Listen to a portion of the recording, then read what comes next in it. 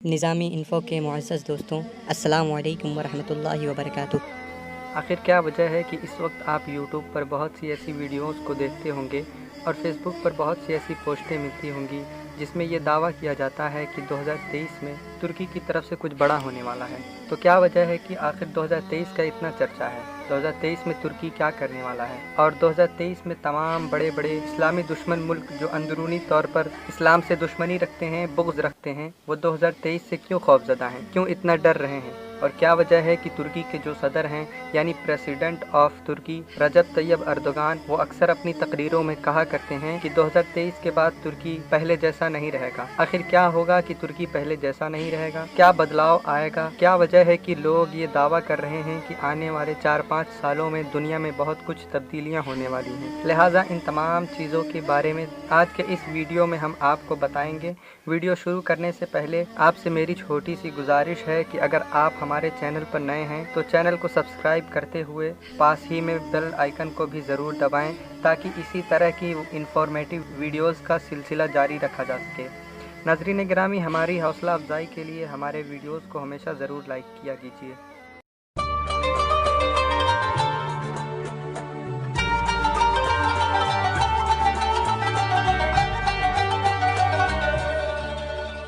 2023 کو سمجھنے کے لیے ہمیں سب سے پہلے 100 سال پیچھے یعنی 1923 میں واپس جانا پڑے گا۔ ناظرین گرامی، یہ کہانی شروع ہوتی ہے 1914 سے، جب فرسٹ ورلڈ وار یعنی پہلی جنگ عظیم شروع ہوئی تھی۔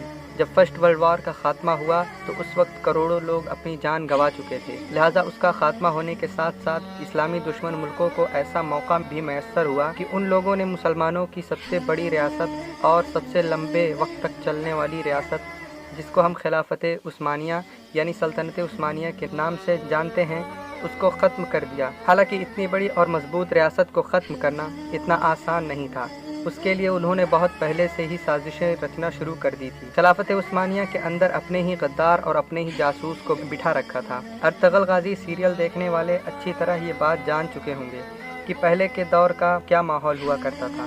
جب پہلے ہماری سلطنتیں ہوتی تھیں تو اس کو کمزور کرنے کے لیے ہمارے جتنے بھی دشمن ہوا کرتے تھے وہ ہم سے جنگ کے لیے سامنے نہیں آیا کرتے تھے، کیونکہ ان کو پتہ تھا کہ مسلمانوں کو ہرانا اتنا آسان نہیں۔ لہٰذا ہمیشہ سے ہی وہ لوگ وہی کام کرتے تھے جو ارطغرل غازی میں دکھایا گیا ہے، یعنی اندرونی طور پر غداروں کو خرید لیا کرتے تھے یا پھر اپنے ہی آدمیوں کو جاسوس بنا کر ان میں بھیج کر ان کو کمزور کر دیا کرتے تھے۔ یہی ہوا 1923 میں۔ 1923 میں ترکی کے لوگوں نے ہی غداریاں کی اور جو نام نہاد جاسوس یہودیوں اور عیسائیوں کے بھرے ہوئے تھے، ان لوگوں نے بھی اپنی چال بازیاں جاری رکھی، جس کی وجہ سے 1923 میں خلافت عثمانیہ کمزور ہوئی اور نتیجتاً ان لوگوں کو وہ موقع مل گیا جن کا ان کو برسوں سے انتظار تھا۔ لہٰذا ان لوگوں نے ترکی کے کمزور ہونے پر اس کے سامنے یہ شرط رکھ دی کہ اگر ترکی اپنی سلامتی چاہتا ہے تو ہم جو کہتے ہیں اسے ماننے کے لیے تیار ہو جائے۔ لہٰذا ترکی کے پاس سوائے سر جھکانے کے علاوہ کوئی چارہ نہ تھا۔ تو ان تمام باتوں کے نتیجے میں ایک معاہدہ ہوا اور اس معاہدے کو لوزان کے نام سے بھی جانا جاتا ہے۔ اس معاہدے میں وہ شرطیں رکھی گئیں جن شرطوں نے ترکی کو پوری طرح کمزور کر دیا اور آنے والے سینکڑوں سالوں کے لیے تباہ کر دیا۔ لہٰذا اگر ہم دوسرے لفظوں میں کہیں تو اسلامی تمام دشمن ملکوں نے ترکی کو اس معاہدے کے ذریعے سے، ان تمام شرطوں کے ذریعے سے پورے 100 سالوں کے لیے ایک کونے میں باندھ کر پھینک دیا۔ لہٰذا اب ترکی جو پہلے طاقتور ہوا کرتا تھا اب کچھ بھی نہیں کر سکتا تھا سوائے لاچاری کے۔ اس معاہدے میں جو شرطیں رکھی گئی تھیں ان میں سے کچھ کا ہم آپ کے سامنے ذکر کرتے ہیں۔ ان شرطوں میں سب سے پہلی شرط یہ تھی کہ جو خلافت تھی یعنی خلافت عثمانیہ، اس کو ختم کر دیا گیا۔ اس کی جگہ پر ترکی کو ایک سیکولر ترکی قرار دے دیا گیا، یعنی وہ ایک سیکولر دیش بن کر رہ گیا۔ جتنے بھی خلافت عثمانیہ میں دیش آیا کرتے تھے جیسے سعودی عرب، لبنان، اسی طرح مصر اور آس پاس کی جتنی کنٹریز تھیں، سب کو آزاد کر دیا گیا، سب نے اپنا الگ الگ ملک بسا لیا۔ لہٰذا اس کی وجہ سے ترکی کی خلافت عثمانیہ پوری طرح سے ختم ہو گئی۔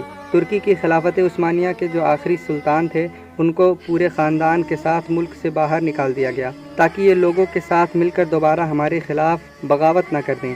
لہٰذا ان کو باہر نکالنے کے بعد کچھ اور شرطیں لگائی گئیں، جن شرطوں میں سے کچھ شرطیں اس طرح ہیں۔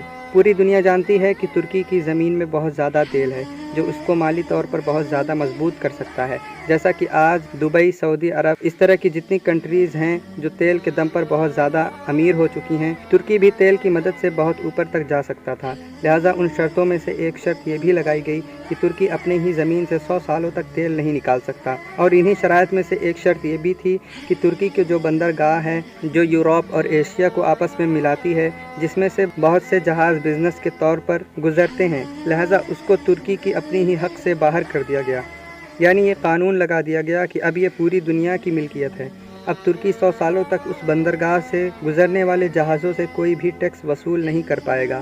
لہٰذا اس طرح کے بہت سے برے شرائط جو ترکی کے خلاف لگائے گئے تھے اور جس کے ذریعے ترکی کو کمزور کرنے کی کوشش کی گئی تھی، وہ اب 2023 میں کمپلیٹ ہونے جا رہے ہیں۔ 2023 ایک ایسا سال ہے جس کے آنے کے ساتھ ساتھ ترکی اپنے ہی دیش سے تیل بھی نکال سکتا ہے، اور اس کے علاوہ ترکی خلافت کی مانگ بھی کر سکتا ہے، اور اس کے علاوہ جو ترکی کی بندرگاہ ہے جس سے وہ بہت سا ٹیکس وصول کر کے اپنی جی ڈی پی اور اپنی اکانومی کو بہت اوپر لے جا سکتا ہے۔ لہٰذا 2023 میں کیا موڑ آنے والا ہے اس کا اندازہ صرف ہم اس بات سے لگا سکتے ہیں کہ ترکی کے جو صدر ہیں رجب طیب اردوغان، وہ اپنی تقریروں میں اکثر کہتے رہتے ہیں کہ 2023 کے بعد ترکی پہلے جیسا ترکی نہیں رہے گا، بلکہ ترکی ایسا ترکی بنے گا جو اپنی تاریخ میں ہوا کرتا تھا۔ لہٰذا ہم سبھی جانتے ہیں کہ خلافت عثمانیہ کی تاریخ کیا ہے۔ خلافت عثمانیہ ارطغرل غازی کے دور سے جو نکل کر آئی تھی وہ ترکی سلطنت ہی تھی۔ ترکی کے چھوٹے سے قبیلے میں بسنے والے لوگوں نے اس سلطنت کی بنیاد رکھی تھی اور پوری دنیا میں اسلام کا پرچم لہرایا تھا۔ یہ اسلام کی سب سے بڑی سلطنت تھی۔ لہٰذا سب سے بڑی اور سب سے اہم بات یہ ہے کہ یورپین کنٹریز یا پھر امریکہ جیسے جتنے بھی اسلامی دشمن ملک ہیں، ان لوگوں کو کوئی بھی اتنی بڑی ٹینشن نہیں ہوتی اگر رجب طیب اردوغان ترکی کے صدر نہ ہوتے۔